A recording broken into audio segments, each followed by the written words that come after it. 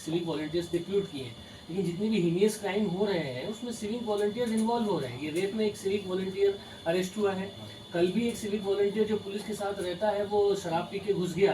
तो क्या ये सिविक वॉलंटियर्स होने चाहिए इस तरीके से, इसका कोई पैरामीटर होना चाहिए?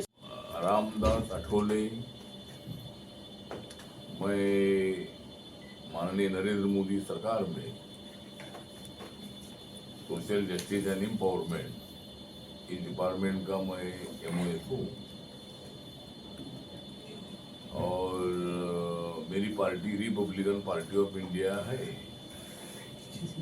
ये पार्टी नेशनल डेमोक्रेटिक अलायंस में मेरी पार्टी का रिप्रेजेंटेशन मैं करता हूँ और मैं लोकसभा में 3 बार मेंबर ऑफ पार्लियामेंट था और अभी 2 बार मैं राज्यसभा में हूँ। 1998 से मैं लोकसभा में 3 बार रहा, 98, 99 एंड 2004।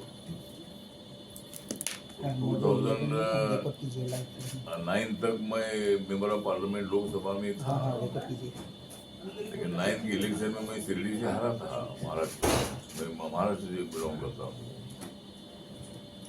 और अभी मैं सेकंड टाइम नरेंद्र मोदी सरकार में मैं तीसरी बार मैं MOS हूँ सोशल जस्टिस का और मैं रिपब्लिकन पार्टी ऑफ इंडिया का नेशनल प्रेसिडेंट। और उसमें मैंने उनको आश्वासन दिया है कि भारत सरकार की जो स्कीमें हैं उस स्कीम का पूरा पैसा वेस्ट बंगाल में आना ही चाहिए। यहाँ सरकार हमारी बीजेपी की NDA की नहीं है, यहाँ ऑनरेबल ममता दीदी की सरकार है, इसीलिए यहाँ पैसा नहीं भेजना ये हमारी भूमिका बिल्कुल नहीं है, क्योंकि वेस्ट बंगाल एक भारत का एक महत्वपूर्ण राज्य है तो बांग्लादेश के बॉर्डर पर आता है और सरकार ये बदलती रहती है। लोकतंत्र में कभी ये सरकार कभी वो सरकार ऐसा होता है, लेकिन भारत सरकार पूरे राज्यों को न्याय देने के लिए सत्ता में सरकार रहती है। तो जो स्कीमें हैं उस स्कीमों का पैसा ऑटोमेटिकली उस राज्य को आता है।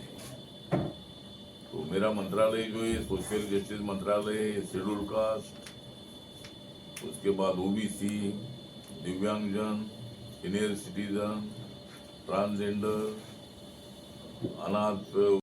मोदी जी को हराना है तो मोदी जी हराने के लिए एक साथ आए, लेकिन मोदी जी को नहीं हरा पाई। क्या सभी पार्टियां एक साथ आई? जिन लोगों को इंदिरा गांधी जी के टाइम पर इमरजेंसी में जेल में डाला था वो सोशलिस्ट कम्युनिस्ट लोग भी सब एक साथ आए और मोदी जी को हराने के लिए उन्होंने कोशिश की, लेकिन हमारे पास NDA के पास क्लियर मेजोरिटी है, हमारी सरकार 5 साल तक चलेगी। और ये NDA तब स्थापित हुई थी जब अटल बिहारी वाजपेयी 98 में जब देश के प्रधानमंत्री बने थे और उस NDA में हमारी माननीय ममता बनर्जी भी उसमें थी, नीतीश कुमार थे, शरद यादव थे, जॉर्ज फर्नांडिस थे, नवीन पटनायक थे, DMK थे, ऐसी कई पार्टियों का NDA बना था और ममता दीदी NDA में मतलब वहाँ तो रेल मंत्री भी रही है। तो ये नेशनल डेमोक्रेटिक अलायंस तो अटल जी के टाइम पर बना था, वही NDA अभी मोदी जी ही चला रहे हैं। उसकी बात है यहाँ ममता दीदी जी को 2-3 बार यहाँ की सत्ता मिली, कम्युनिस्ट पार्टी की सत्ता कई साल तक यहाँ रही, लेकिन अभी ममता दीदी ने अभी अपना एक अच्छा परफॉर्मेंस दिखाकर मतलब यहाँ के जनता को अपने साथ लाया है। और हमें मतलब लोकसभा में एक अपेक्षा थी कि भाई लास्ट टाइम बीजेपी की 18 सीटें थी 2019 में, अभी कितनी सीटें? 12। हाँ, तो मतलब तब 18 सीटें थी, लेकिन पहले हमको लगता था कि 42 सीटें है ना, यहाँ टोटल 42 सीटें है, उसमें कम से कम 30-31 सीटें आएगी, ऐसा हमारा से। तो हम मतलब ऐसी घटनाओं को दोबारा ना हो इसके लिए भी हमारी भी कोशिश रहेगी, लेकिन उसके लिए समाज के माध्यम से हम सब लोगों ने आगे बढ़ना चाहिए।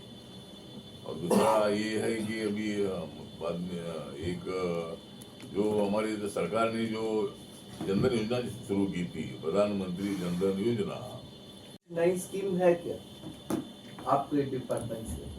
नहीं, वेस्ट बंगाल के लिए अभी मेरा मंत्रालय जो है ये दिव्यांगजन के लिए बहुत सारे कैंप करता है।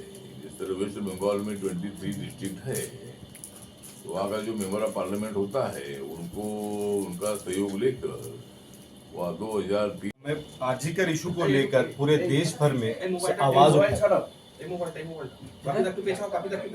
ठीक है आर्जिकर हाँ? आर्जिकर अरे दादा थोड़ा पीछे आइए।